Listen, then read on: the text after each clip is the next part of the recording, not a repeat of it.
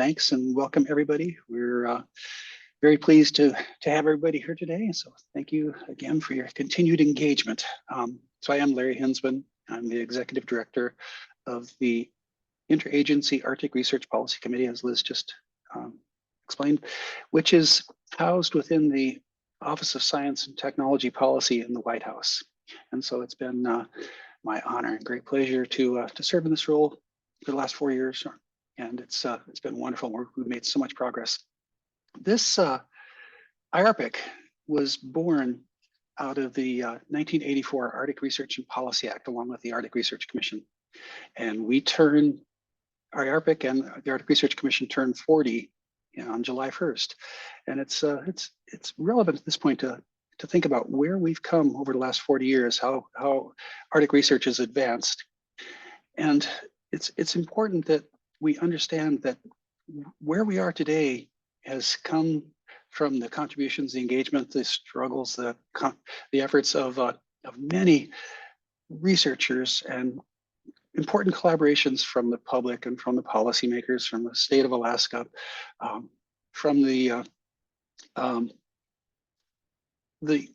broader international community. And so this is a very big collaborative project and process, and we're really sincere in our efforts to try and engage the broader research community and to solicit your input. And so thank you all for providing the input that you've done along the way and for getting us to where we are today.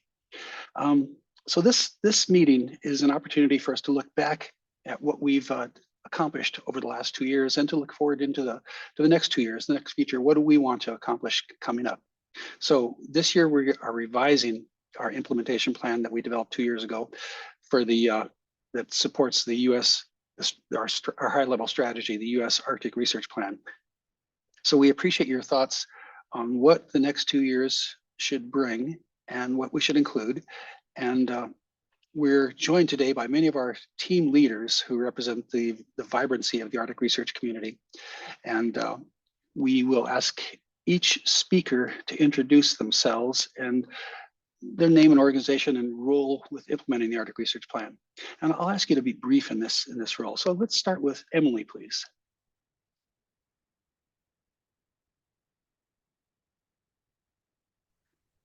Sorry, can you hear me, Larry? We can, go ahead. Hi, I'm Emily Trinacosta. I'm with EPA. And Caitlin and Halong, please.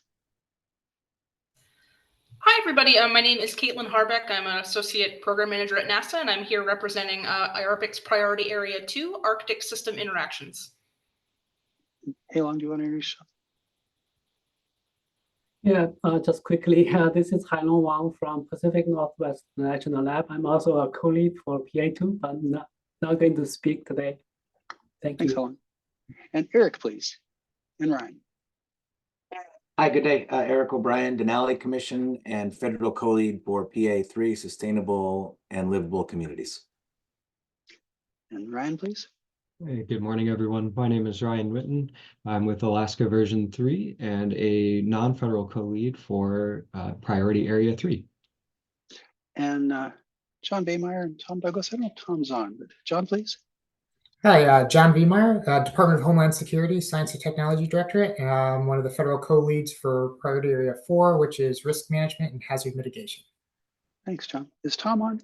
I am. Hey, Larry. Tom Douglas, U.S. Army Cold Regions Research and Engineering Lab, and I'm working with John on PA4. Thank you. Super. Thanks, Tom.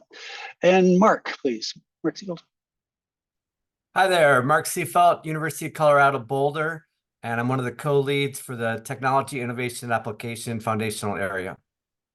Thank you very much. And Cindy, please. Hi, everyone. I'm Cindy Garcia. I'm a program manager with NOAA GOMO's Arctic Research Program, and I'm happy to co-lead the Data Foundational Area team. And for our education foundational activity, we don't have any of the team leads for that. So Meredith is going to make a presentation on their behalf today. So Meredith, would you just introduce yourself, please, and then also just state the names of the education leads, please. Sure. It's Lisa Rom and Kaya Bricks are the co-leads for that team, and I'm Meredith LaValle. I've been working with IARPC for a long time and help manage that team. And I'd also like to note, while I am off mute, that there are a couple of other team Oh. leads that I'm seeing on who are missing. So maybe at the end, we just give people if you're a team lead, a chance to introduce yourself real quick. That's a good idea. Thanks, Meredith. And Vermont, please, Dave, Ellen. Hi, everyone. Thanks for having me here today. My name is Dave Allen. I'm a program manager with at NOAA in the Arctic Research Program that sits within the Global Ocean Monitoring and Observing Program. I'm a co-lead of the Monitoring, Observing, Modeling, and Prediction foundational area with my colleague Sally McFarland from DOE. Also a co-lead of the Field Operations Community of Practice and also a member of the integration team. Thanks. Thanks, Dave. And for Pillar, Liz is making the presentation on their behalf. So Liz, please, would you introduce yourself and note who the Pillar leads are? Yeah, sure. Hi again, everyone. So the Pillar leads were not able to join us today, but they are Kena Ulok Chakiuk, Liam Frank, and Nicole Herman Mercer. Excellent, thank you. And Meredith had a good suggestion. Why don't we ask the other team leads to quickly, if and forgive me, I can't see everything. So if you would you just jump out and introduce yourself, please, the other team leads? Yeah, hi everybody. I'll get started. I'm Dana Bruden. I'm with the CDC in Anchorage, Alaska, and I'm one of the co-leads of Priority Area 1 on community health. Thanks, Dana. Other team leads? Hi, I'm Lisa Sheffield Guy, and I'm one of the co-leads of the Technology, Innovation, and Application team. Thanks, Lisa. And others? Hi, my name is Lauren Decker. I'm the non-federal co-lead for the data management team. Oh, great, thanks, Lauren. Hi, folks. I'm Allie Lapp. I'm a CNAPS fellow working with NOAA GOMO's Arctic Research Program, and I'm a co-lead for the Field Operations Community of Practice. Hey, Allie. Others, please. Quickly, I'm Bob Ortung, a co-lead for PA3 from George Washington University. Yeah, morning, Bob. Others, please.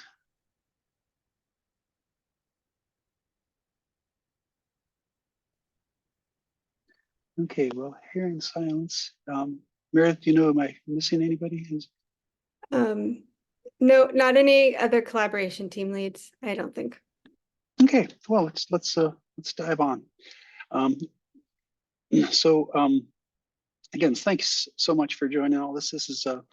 This solicitation of input is really important to us, and I hope you recognize that over the past 4 years, we've really tried our best to reach out and engage the public and the research community and the federal agencies and the state agencies to try and do our best to understand what the most urgent needs are, and then do our best to try and resolve them.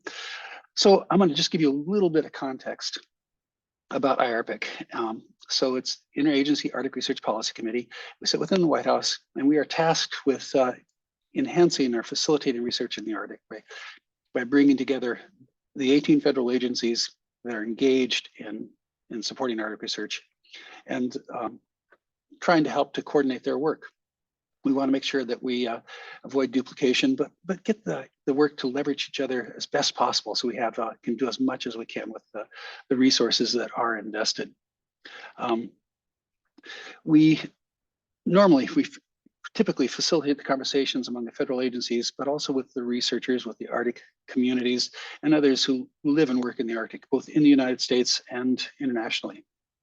So the Arctic Research Plan that you see here, it was we established that published it in 2021. So it was the Arctic Research Plan, 5-year Arctic Research Plan, went from 2022 to 2026. And while this is a high-level strategy, and while this is a federal plan, non-federal researchers and community members are vital to its success. So the research that you conduct and the information that you generate is central to the Arctic Research Plan.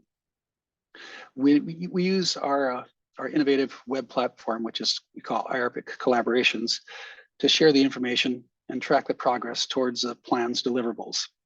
And I'll say more about the collaborations in a few minutes, but I just want to mention that the IARPC Collaborations is a hub for anyone involved in Arctic research, not just the feds.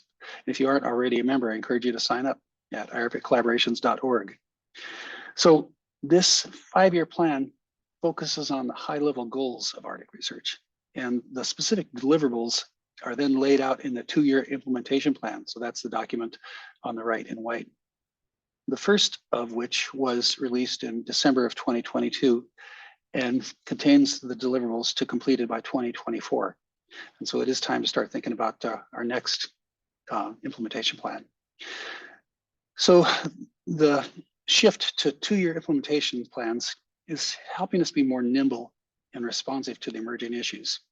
And this plan is highly disciplinary. Previous plans tended to have goals around specific disciplines of science for permafrost or sea ice. But in recent years, our team started co-hosting meetings with increasing frequency because many of the challenges in Arctic research require this new kind of collaboration, a new approach of cross disciplines. And the new Arctic research plan really reflects that shift. This new plan also takes a holistic approach. We try to connect the fundamental science with the pressing needs of those living in the Arctic. And we have priority areas linked to everything from Arctic system interactions to community resilience and health. In recognition that the Arctic research needs to include both natural and social dimensions, we also, for the first time, include education, training, and capacity building as a key component of the Arctic research plan. And we recognize that the success of the Arctic research depends on the mentorship of the next generation of researchers.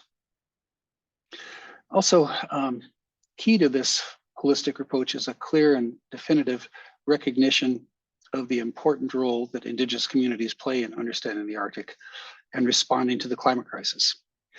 We have a new foundational activity called Participatory Research and Indigenous Leadership in Research. And that identifies specific activities that can increase capacity in both directions, both within the federal government and the research community, to be able to effectively and respectfully engage with Indigenous communities and in support of our community-driven efforts to engage in and lead research. And it also focuses on improving coordination amongst agencies, researchers, and communities, sustaining engagement and building trust. So our cover graphic for the new Arctic Research Plan and its implementation plan reflect that holistic interdisciplinary approach that we are taking within this plan. I'd like to thank the artist Molly Trainer from Nome for the detailed center illustration and Eric Klein for the overall graphic design. So IARPC exists to foster these collaborations and promote these partnerships, both from the federal agencies and within the broader international Arctic research community. And so this is really an exciting time to be engaged in our IARPC, but also in the Arctic research. So we're going to start. So the priority area 1, or PA1, is called Community Resilience and Health. And the Arctic Research Plan focuses on 4 main areas of Arctic research, and this is the first. And this area calls for work to improve community resilience and well-being by strengthening research and developing the tools to increase the understanding of interdependent social, natural, and built systems in the Arctic. Work towards this goal has included studies about COVID-19, hepatitis C, and other diseases, and assessments about threats to food safety and access, research on water and sanitation infrastructure, and more. This second area is called Arctic System Interactions, our priority area 2. And Arctic System Interaction calls for works to enhance our ability to observe, understand, predict, and project the Arctic's dynamic interconnected systems and their links to the Earth system. And this work includes work to understand the Arctic amplification and to observe and predict Arctic ecosystem change. The Arctic Systems Interaction priority area is about understanding how changes in the Arctic will affect the people who live there and also the rest of the world. And then our third priority area is sustainable economies and livelihoods. And this area calls for observing and understanding the Arctic's natural, social, and built systems to promote that sustainable economies and livelihoods. And here we focused on research to support Arctic infrastructure and thriving economies, and to better understand the impact of climate crisis on economies and livelihoods. And finally, our fourth priority area is risk management and hazard mitigation, which focuses on securing and improving the quality of life through research that promotes an understanding of disaster risk exposure, sensitivity to hazards, and adaptive capacity. And so we focused on summarizing and synthesizing existing data and information around risks and hazards and supporting research for resilient and transformative infrastructure. So this infographic really captures what we all are, I think. And so in addition to the specific research actions which are described, there's also activities and concepts that need to be pursued within and above the 5-year duration of the Arctic Research Plan in order to improve the Arctic research more holistically. In the Arctic Research Plan, these are referred to as our foundational activities. And you can see them along the bottom of this graphic in the blue section. And so they are data management, education, training, and capacity building, monitoring, observing, modeling, and prediction. Again, participatory research and Indigenous leadership and research, and then technology, innovation, and application. So the more interdisciplinary approach of this Arctic Research Plan breaks down some of the disciplinary silos that have long existed in Arctic science so that we can better understand the connectivity among the Arctic changes. It enables us to be more responsive to those, to the needs of those living in the Arctic. And this Arctic Research Plan is implemented via the IARPC Collaborations, which is our website that serves as the hub for building the connections and facilitating research and experimentation on the best way for the teams to work together and move towards greater connection, integration, and convergence. Since the implementation plan was launched in January of 2023, we've had 9 multidisciplinary teams and 15 communities of practice on IARPC Collaborations that have started working collaboratively on our 91 deliverables of the Arctic Research Plan. That seems ambitious, but we have a very large workforce that are all contributing to this. So we're making progress on a lot of fronts at a lot of time. So far, 75 of the deliverables are in the process or complete. And in a few moments, the team leaders will tell you more about these accomplishments. So our collaboration teams and communities of practice are led by more than 80 people representing 14 US federal agencies and 26 partner organizations, some of which are international. And this cohort of team and community leaders lead the broader community of more than 3,800 IARPC collaboration members.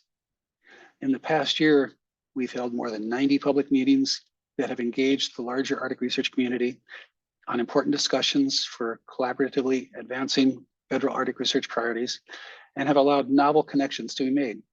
These meetings are one of the several ways that the teams are advancing deliverables. So, excuse me.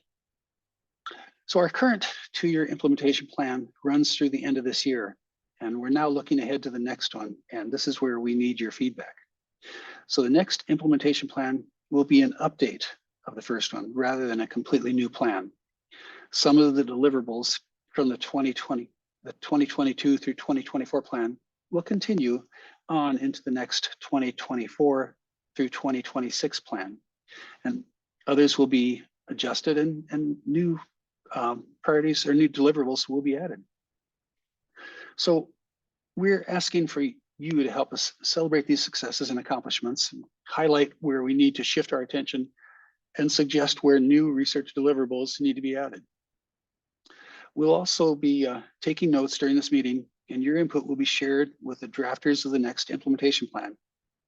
In addition, you can use the form at the QR code on this slide to share your input with us through the end of May. I'm now going to invite the leaders of IARPC's collaboration teams to briefly share some of their accomplishments in the past year and a half and share their thoughts about where to focus in the next 2025 to 2026.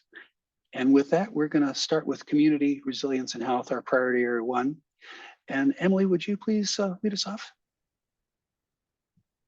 Yes, I think I'm actually going to turn it over right away to Dana, who's going to lead us through the first couple objectives on this priority area, and then I'll finish us out with the last objective and the accomplishments there. Excellent, thanks. Great. Yeah, hi everybody. Again, my name's Dana Bruton. I'm with the CDC in Anchorage, Alaska. Our first sort of set of deliverables are focused more around public health in Alaska, and some of the things, the successes in the last couple of years have been getting treatment for hepatitis C virus implemented within rural Alaska. There's been a pilot project getting it out into 8 rural villages, and now along with ANTHC, there's efforts to get this into standard treatment in rural villages for the hepatitis C virus.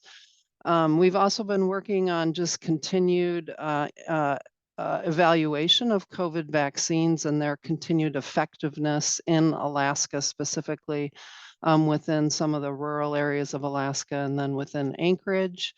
And then we're sort of right now turning attention, away from the pandemic and back towards zoonotic diseases and determining what we want to be doing with zoonotic diseases over the next implementation plan.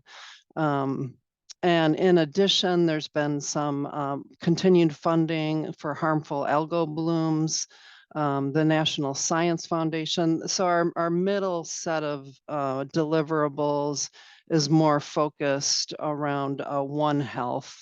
And so there's also been a National Science Foundation Award on causes of orange stream proliferation within Alaska. There's been a lot of continued research on marine mammals, seabird mortality, in addition on the reproductive success of the central caribou herds. And that's kind of it for our highlights for our first couple of deliverables, and then I'll turn it over to Emily for our third deliverable. Great, thanks, Dana. So the last objective in this priority area is all about research and technical support for water, sanitation, and infrastructure.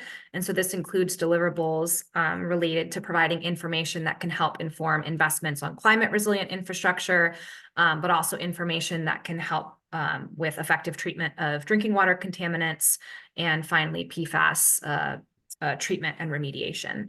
And so we've made some great progress across the deliverables in this objective as well, including EPA houses a publicly accessible drinking water treatability database, which has information on effective treatment processes for all sorts of different pollutants, including 68 PFAS chemicals, and that database is continually updated every year. EPA also recently funded a $2 million grant to University of Alaska Fairbanks to conduct an Alaska PFAS remediation facility feasibility study. And so this is to look at available technologies for treating PFAS contaminated soils, especially in Alaska's conditions. And then finally, USGS has continued to make great progress on a pilot that they have on building a coastal flood hazard assessment tool with at-risk Alaska communities. And so they've been directly engaged with several different communities in Alaska and are providing some preliminary flood map information and modeling, which will then be put into a web-based viewer. We're looking to continue these different deliverables as we move into the next implementation plan and continue making progress here. And also look at some of the other great work that's being done across the communities of practice in IARPC on different water sanitation and infrastructure studies to see if we want to capture that as well. Larry, I think it's back to you. Thanks, Emily and Dana. Really impressive. Thank you for that information. So let's move on to the second priority area, which is Arctic system interactions. And so Caitlin, I believe you're going to make this presentation. Sure thing. Thank you, Larry. All right, so the Arctic System Interaction Priority Area, priority area number 2, has 3 primary objectives. And those are to advance understanding of Arctic amplification and the associated connections with lower latitudes, observing, understanding, predicting, and projecting Arctic ecosystem change and its impacts on humans and the entire Earth system, and understanding interactions between social, ecological, and physical Arctic systems, particularly in the context of coastal climate and cryospheric change. So the Arctic Systems Interaction Priority Area team and pretty much all of the communities of practice across the IARPC Collaborations universe all has their hands in helping us accomplish deliverables to achieve those 3 objectives. So over the past couple of years, there have been, I got to get my little some notes here for all these acronyms. Webinars on PAMIP, which is the Polar Amplification Model Intercomparison Project. The ARC6 campaign, which is Arctic Radiation, Cloud, and Sea Ice Experiment campaign, which is a NASA-run airborne campaign that will operate this spring and summer out of Pitifik Air Force Space Base up in Greenland. The HILAT RASM project, which is the high latitude application and testing of Earth system models, specifically as it relates to the regional Arctic system model. So just a handful of webinars on those things. As atmospheric rivers become more prevalent in our changing climate, there was different sessions about those held, sponsored by IARPC at the US CLIVAR Summit, as well as the AGU 2023 meeting this past December in San Francisco. Several panel discussions across other priority areas and other foundational areas, including MOMP, modeling, physical oceanography, and atmospheric communities of practice, specifically about how modeling biases in the Arctic Ocean and clouds are being impacted. A handful of new publications that we can credit to Arctic Systems Interaction, the biggest of those being the Arctic Report Card, which several federal agencies worked to collaborate. We've been looking at the development of tracking of different both ground-based and sea-based research expeditions in the Arctic, highlighting a couple of big interagency projects going on, including the USGS Benchmark Glacier Project, the Department of Energy's Interface Project, which is the interdisciplinary research for Arctic coastal environments, and the NOAA Fisheries community engagement efforts as well. Numerous modeling efforts and missions continue to be funded by agencies that satisfy a lot of these different objectives and deliverables for PA2, specifically for the modeling efforts, the ice sheet system model and the parallel ice sheet models being two of the biggest. And for funded missions above, which is the NASA Arctic Boreal Vulnerability Experiment, NASA and NOAA's Sea Level Change Team, and then the ISAT-2 and GRACE follow-on missions continue to be operating well and sending down great data for use for scientists across IARPC groups. And then different workshops and conferences were held over the past year as well, including the FOGS workshop, Future of Greenland Ice Sheet Science, that was last March in Atlanta. We're looking forward to holding another one of those here in a couple of weeks at the University of Idaho. And then a permafrost workshop that was held at the University of Colorado last fall. Next slide. All right, so looking ahead over the next couple of months, Arctic Systems Interactions continues to be busy across the collaboration teams or communities of practice. Ongoing planning of meetings and co-development of different community workshops. Permafrost continues to be a high priority there. The Terrestrial Ecosystems Community of Practice is going to be holding a monitoring and mapping of permafrost systems webinar at later this week. Let's see, the Modelers Community of Practice will be holding a webinar on combining modeling and machine learning approaches to understanding the Arctic Earth system next week. As I said previously, we have the next FOGS annual meeting in Moscow, Idaho, April 3rd through 5th, and I can drop some information in the chat about that for those who might like to attend virtually or in person. The Atmosphere Community of Practice having a webinar on the technology and infrastructure in Arctic observing. Arctic Biases in U.S. Earth System Models discussion series will continue with a permafrost carbon processes webinar in early April.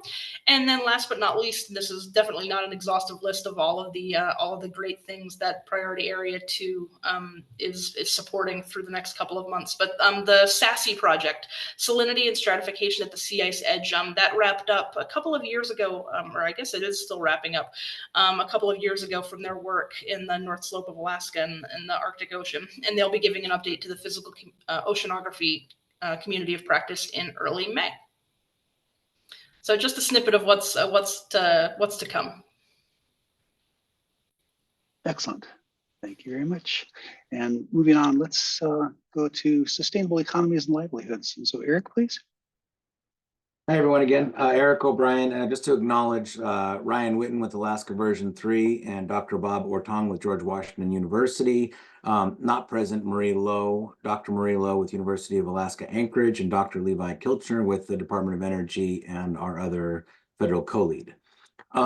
Just to sum up, this project is really into really two primary phases. And the first one is an asset map or the collection of data. And what the purpose of that is for improving sharing and access to information to really understand what makes a resilient community and start to develop best practices around that. The second part of that is probably the piece that's more relevant to IARPC is supporting the deep research into the comparative analysis and best practices. But it's really the two-part project there. So, some of our successes and around the first part of that project, the collection of information, we were able to fund a couple of graduate students to start exploring the data aggregation and the collection of data. We've identified many independent efforts to collect data. The state of Alaska has some really robust projects going on.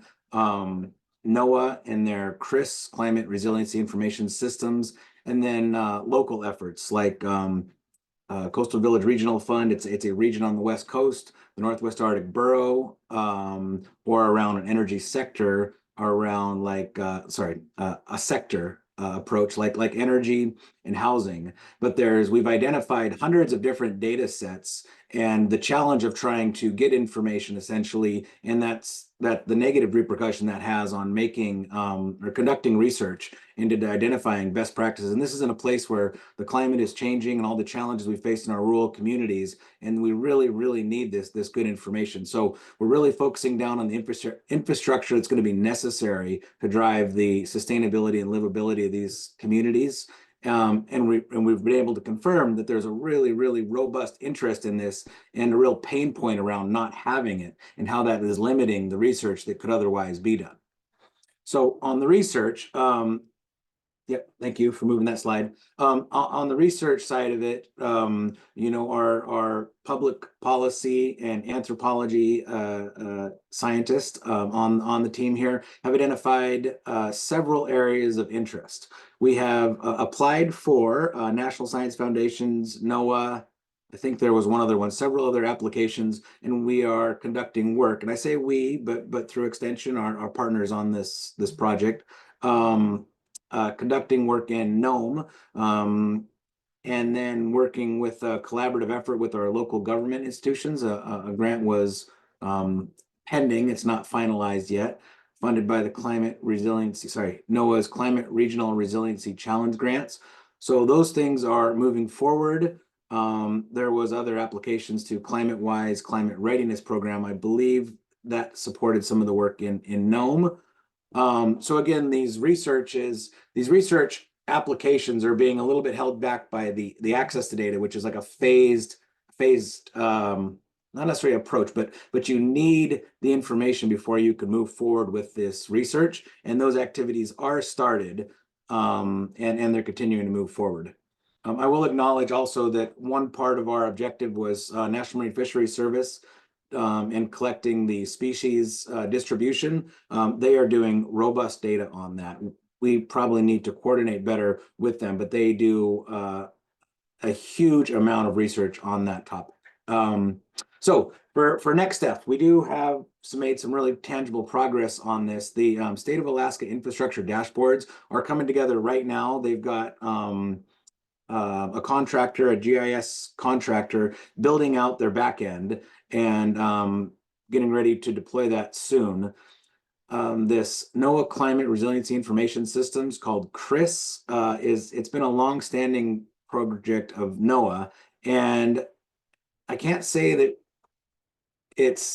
we don't have a contract that definitively move forward in specific tasks, but the conversation has started, and it looks like we are going to have a prototype to implement CRIS's system, NOAA's CRIS system, and start adding the State of Alaska infrastructure database information.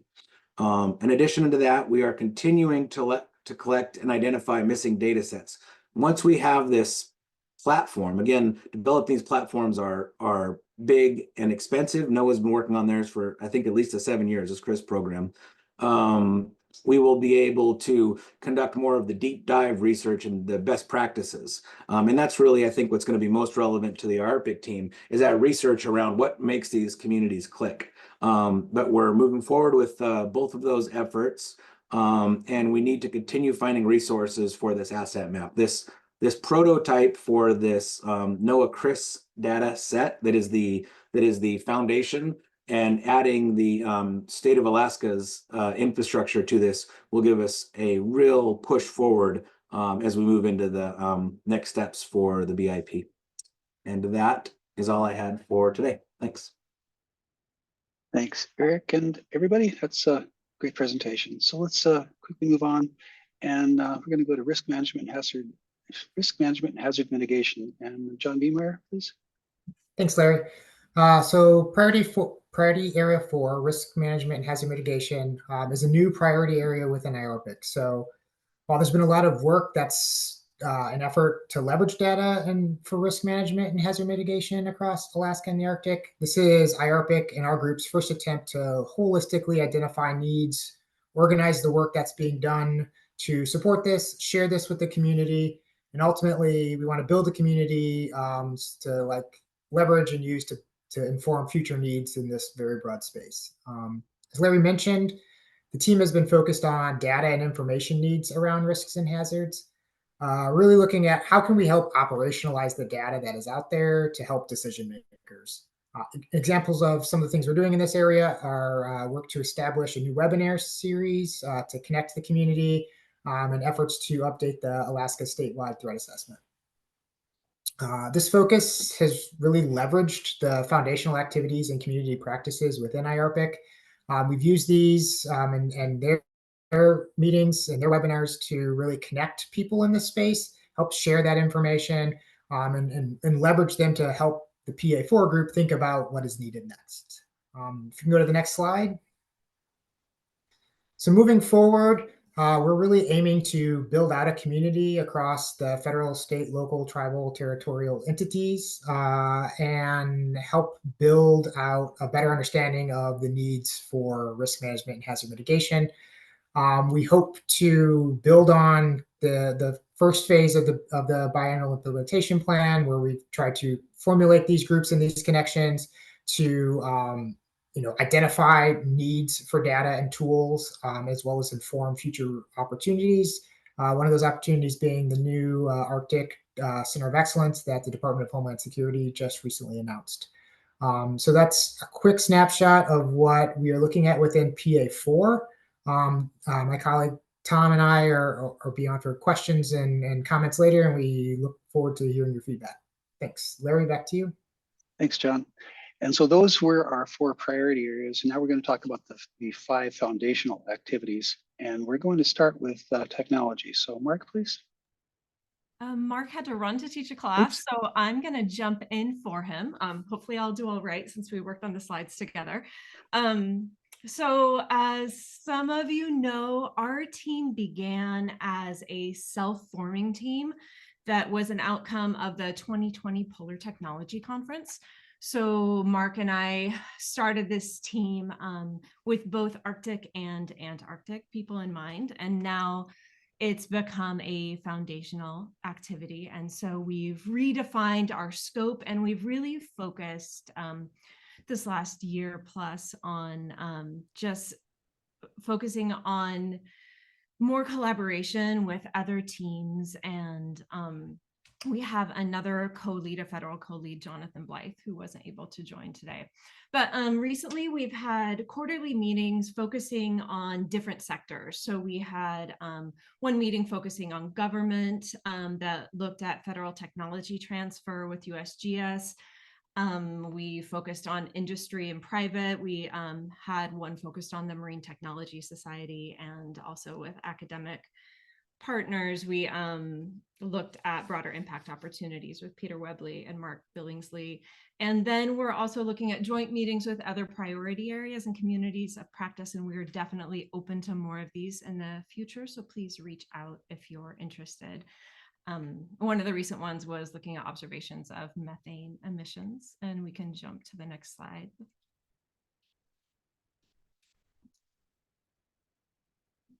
And so we want to continue to provide just kind of a home base for technology conversations. Our group we don't have our own objectives and deliverables, so we're really here to collaborate and partner with other action teams to work together toward meeting those. And we still want to focus on bringing in Antarctic perspectives. We want to focus on technology that's buy-in for communities in the Arctic, and hope to have a seminar on that coming up soon, and keep bringing in those private and industry sector perspectives on technology.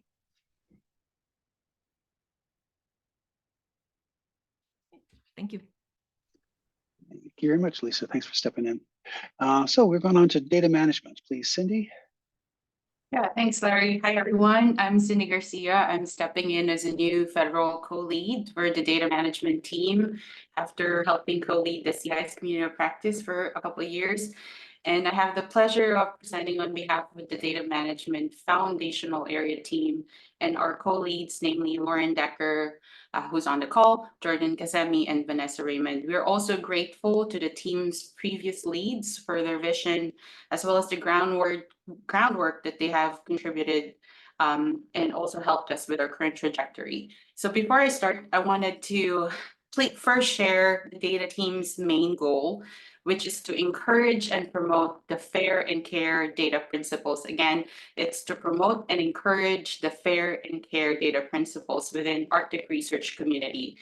By doing so, we aim to connect teams, provide a space for discussion, and also enable the sharing of resources and information. So toward these goals, we held quarterly meetings. Highlights include our June 2023 conversation on what you really need to know about data management, our September 2023 session on building skills in Arctic data management, and also we had a joint meeting with the MOMP team last February 2024, focused on managing physical samples.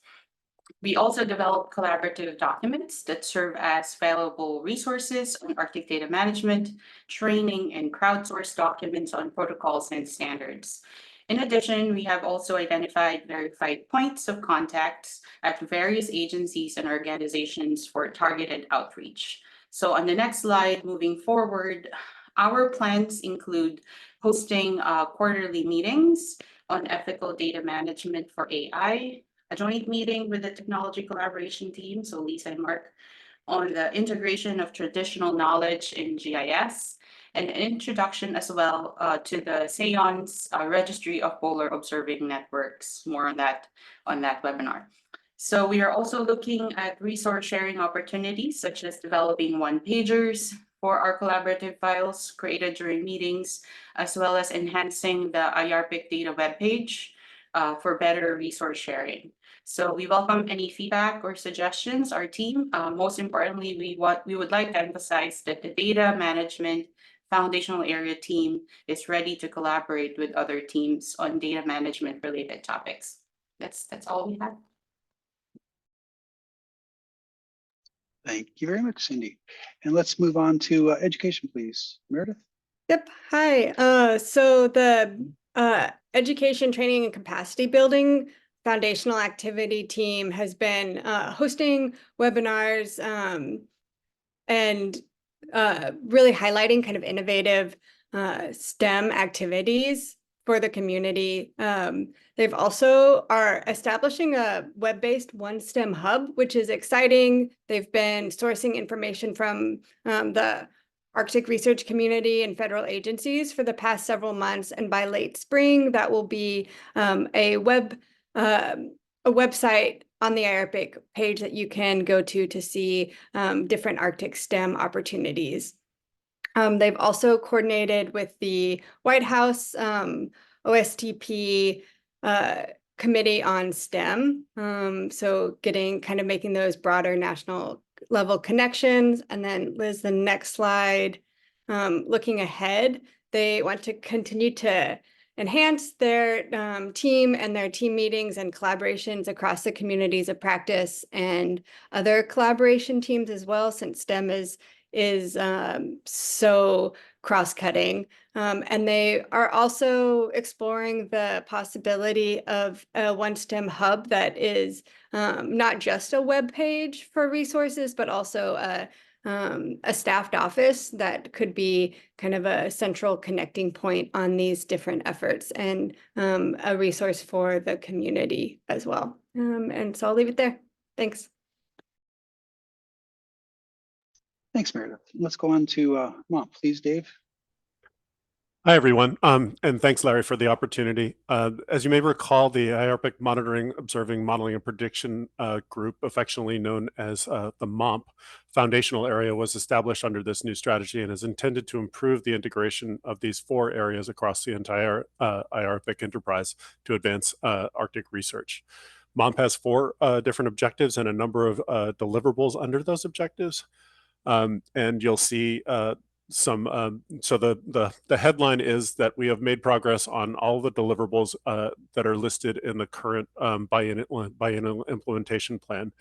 And excitingly, almost immediately after the launch, we were able to submit to Congress an observing report for MOMP under deliverable 2.5 entitled On the Need to Establish and Maintain a Sustained Arctic Observing Network, that was tasked to the United States Arctic Observing Network Board via IARPC. And this was delivered in December of 2022, and the USA on board continues to work on follow-up actions from this publication. In recent months, we have made a bunch of progress, but given current time, I won't go through a great deal of detail here. Rather than that, I will focus on one item under MOMP 3, which is to support communication and engagement with federal, international, and non-federal partners who are conducting monitoring, observing, modeling, and prediction of the Arctic. Under 3.2, the Field Operations Community of Practice continues its work to share information about upcoming ship and mooring-based research in the Arctic. We are currently updating the vessel and mooring matrices and plan to share the latest information collected at our 24th of April pre-field season meeting from 1 to 3 p.m. Eastern Daylight Time. So please mark your calendars, and there'll be additional details coming across the airwaves over the next several weeks. If we can switch to the look ahead, which I think might be critically important for this group, we are going to continue make specific effort around 1.3, 1.4, and 1.5. That's to continue providing opportunities for research coordination between groups working on Arctic coupled data assimilation, reanalysis, and emphasizing intercomparison assessments of the full atmosphere, land, ocean, cryosphere coupled system.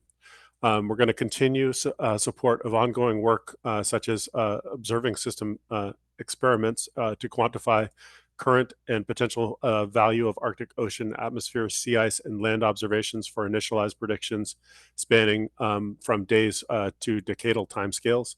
And we will hold regular meetings of the observing and modeling communities of practice to better coordinate these communities of practice, bridge the communication gap between modeling and observing science communities, and support the priority area research activities. And we also intend to continue our regular effort to support MOMP Objective 4, which is to support best practices in field observations and modeling. Continue our collaboration with the data team and others as interested in the implementation of FAIR and CARE and integration of SHARE. Continue to seek additional partnerships to advance MOMP objectives, continue progress under MOMP 2.2, and continue to grow the MOMP team. With that, I'll turn it back to Larry, and thanks a lot for your attention. Thanks. Thanks, David. And now the final foundational activity is pillars. So please, Liz. Sure. Thanks, Larry. And I'll be speaking on behalf of the Participatory Research and Indigenous Leadership and Research team since they were not able to join us today. A few things that they have been up to with U.S. Fish and Wildlife. They published a self-guided toolkit to co-production of knowledge and reciprocal relationships. I'm dropping the link to that in the chat. And have also held webinars on equitable Arctic research and on NSF's safe and inclusive fieldwork plans with a focus on engaging communities. They are also evaluating the principles for conducting research in the Arctic and have reorganized them to be the SHARE principles, and I'll drop the link to that in the chat as well. Looking ahead, they're going to be doing a survey about how the SHARE principles get used, and that will also help promote reflective thinking about meaningful consultation and collaboration with tribes and Arctic communities. And this survey will help provide data that will help them better understand how best to implement participatory research and Indigenous leadership and research from IARPC's perspective.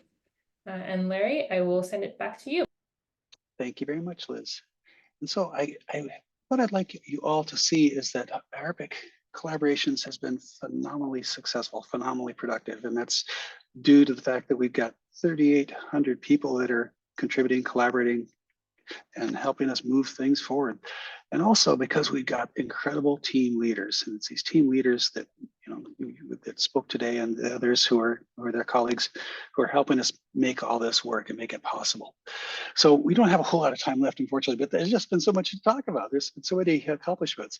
But so we got a couple minutes here. So I'd like you to look at this and say, if you're not a member of IARPC Collaborations, please do join us. But now think about the input. We really need this, and so we're really excited about all the progress that's been made by the collaborations teams and under this Arctic research plans. And we're seeing these teams work across their silos and strengthen the partnerships at many levels to advance Arctic research. So we need to keep this momentum going by asking you to share your input. We need people like you to tell us what are the urgent priorities that we need to consider in the next implementation plan. So you see this QR code here. Please click on that link or shoot a picture of that and get that link, and then provide us your input. And we've got about 3 minutes for questions, not much time, but does anybody have any burning comments that they want to make at this point, or questions, suggestions? Mary, I have a anonymous question that has been sent to me, and also I see that Kathy has asked if there will be a link for the recording. Yes, it'll be on the event page, and the slides will as well. So the question that I have is first a comment that numerous regional leaders have voiced concerns across different platforms about the insufficient engagement and consideration given to the development and implementation of both the Arctic Research Plan and the NSAR. And if we could provide details about how Indigenous peoples can be or will be more equitably engaged to ensure their priorities and concerns are adequately included in the update process. Thanks. That's more than a 3-minute question. I can just say that we've really strived. That's been a high priority for us. We've really strived to do this. We're making great efforts to reach out. And maybe, John, do you want to step in here and offer some comments in response to this, please?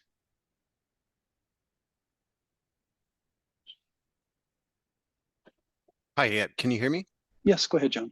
Yeah, so a lot of the effort that I've been working on over the last few months has been to build some relationships with regional, I'll call them science engagers, just to kind of build up this network of folks I can communicate with freely and regularly, so that we can kind of discuss these types of topics that come up. Such as this, so that we do have a better idea of what the regions are thinking. It's a work in progress. It's gonna take a while, but I am working on it. And actually, I should have introduced. So it's John Orr. John is our Indigenous engagement and communication specialist. And so, I mean, his presence, his position is actually good evidence that we really are trying. And John's done a wonderful job for us. We appreciate everything he's done. And we also acknowledge that more work needs to be done. We're getting there, but there's still progress to be made. And I think I can't speak for the National Strategy for the Arctic Region, the NSAR, but I can say that they're also trying by involving a tribal advisory committee, and they're meeting regularly, and we're trying to move things forward in an equitable, manageable way. So I see we're out of time, and I'm so sorry. I wish we had more time for conversations, but there's just so much going on. It was hard to get everything in. So with that, I will thank you all. I'll ask you to provide your input to us. Shoot me a note if you wish, and I welcome your thoughts, your comments, your recommendations. And again, thanks to all the team members for all your contributions. Thanks to the Secretariat for helping us put all this together. With that, I will thank you all and let you go. Thank you all so much for joining us today.